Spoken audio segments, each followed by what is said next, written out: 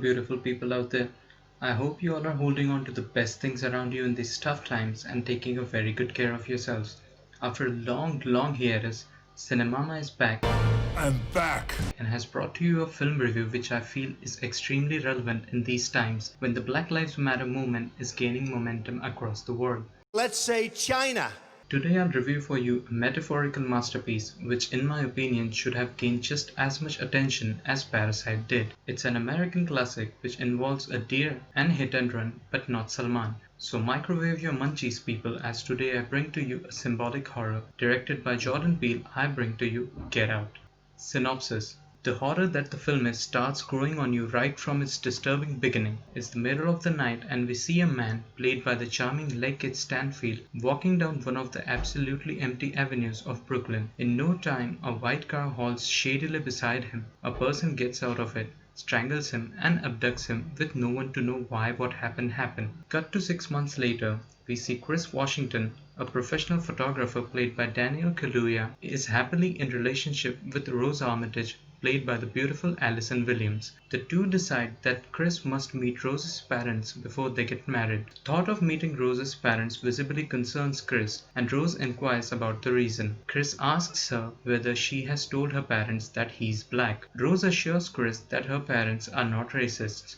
Comforted by Rose, Chris starts off downtown to go to Armitage's house to meet Rose's family. He lets his friend Rodney, a TSA officer who's also black, know about his visit to Armitage's house, and Rod asks him to stay in touch with him throughout. Right from the journey to the Armitage's house, things start going south for Chris. After successfully handling a situation where Chris and Rose's car accidentally kills a deer, Rose and Chris reach the Armitage's house, where Chris is welcomed with open arms by Dean Armitage, Rose's father, played by Bradley Whitford, and Missy Armitage, Rose's mother, played by ever-charming Catherine Keener. Dean is a neurosurgeon and Missy is a therapist specializing in hypnosis. Also, Chris comes across a black housekeeper who Rose introduces as Walter the groundskeeper. Right from his first sight, Chris feels like Walter is exuding a hostile vibe. After entering the house, Rose and Chris tells the Armitages how on their way home they accidentally killed a deer, over which oddly enough Dean starts a weird rant on how killing the deer was actually a good thing. To build a good rapport with Chris, Dean proposes to give Chris a house tour. On his house tour, Chris is convinced that Armitages aren't as he thought they would be. Also, Dean during the house tour gives him a quite few examples of how they could be anything but racists. In another area of the house,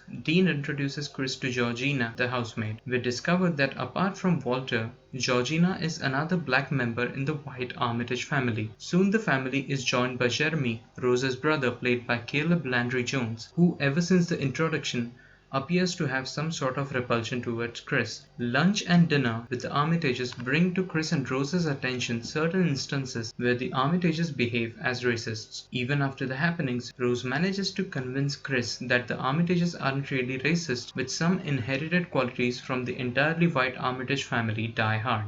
That night, when Chris comes out of the house because of his urge to smoke, some extremely weird things happen to him. Walter comes running at Chris at a ghastly speed and veers away unapologetically. Georgina has gotten out of her bed only to straighten her hair up in the middle of the night. Baffled with these occurrences, Chris tries to sneak back into the house, but Missy catches him off guard and realizes that Chris has a habit of smoking. She tells him that she can make him quit the smoking through hypnosis, and she insists that Chris has a hypnosis session with her. Sink into the floor. Wait. Sink. Next morning, Chris wakes up in horror, not sure of what happened to him last night, and finds his phone unplugged. He tells Rose that her mom probably hypnotized him last night. Rose apologizes to him on her mother's behalf, and they are both reminded that there is a get-together planned that day. All the relatives and friends of the Armitages arrive to their house for a planned get-together party. Chris doesn't really feel ready to face the entirely white family, but looking at how cheerfully the guests are embracing Walter, the black servant of the Armitages, Chris feels a little confident about going to the party. Rose introduces Chris to the people in the party. After a little while, we find that all the old white people are admiring Chris's physical attributes in strangest, weirdest ways, and Rose and Chris can't help but ignore the old white people's comments about Chris. An exasperated Chris tries to randomly roam around the party, avoiding embarrassing interactions with anybody, and there he comes across the sight of only one other black guy called Logan King. You remember him? Yes.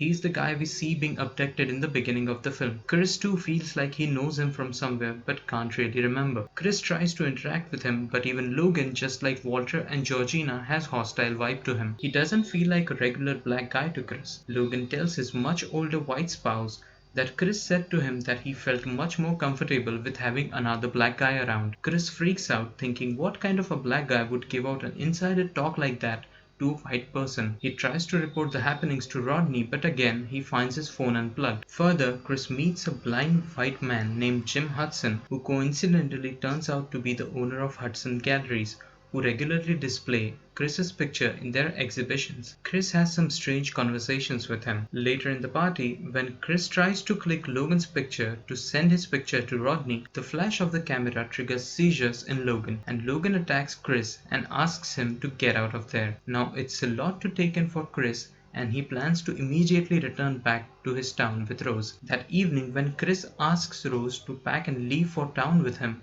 Rose is not able to find the car keys, and on the other hand, the Armitages are apparently in a plan to not let Chris out of the house. Why this happens and what happens next, I'll leave that for you to watch in the film. Highlights: Jordan Peele has churned out a definite masterpiece, which for reasons unfathomable to me has gone ignored despite the popularity it has achieved.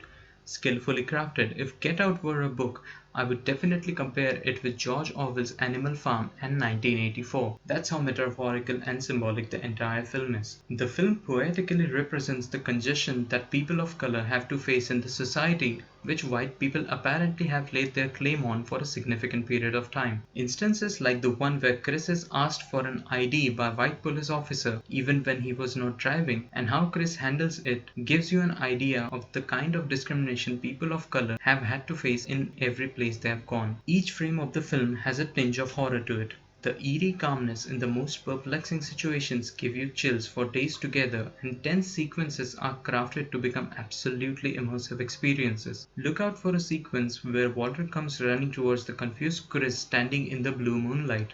I have not seen a sequence as skillfully crafted in years together. Performances by Allison Williams and Daniel Kaluuya are a class apart. We all remember Daniel from Black Panther, where he played Chadwick Boseman's ally. Caleb Landry Smith is so Johnny Deppy that you can't help but compare, but he does his small part perfectly. Music of the film is a bloody highlight. There's a subtle metaphorical association of the song Red Bone by Childish Gambino, which plays in the beginning of the film. All in all, Get Out is a must-watch for people to understand the gravity of the Black Lives Matter movement, and all of us who have faced discrimination of any sorts will relate to this film closely. I find this film so metaphorical that I feel the analysis of this film cannot be done without spoilers. So I'll be posting an analysis video of Get Out, which will be full of spoilers. Till then, don't forget to watch Get Out because the analysis part is going to be exciting. Like, share and subscribe to my YouTube channel. CineMama will see you again shortly, but don't go yet. Here's my most favorite scene from the film for you. Back out of the garage.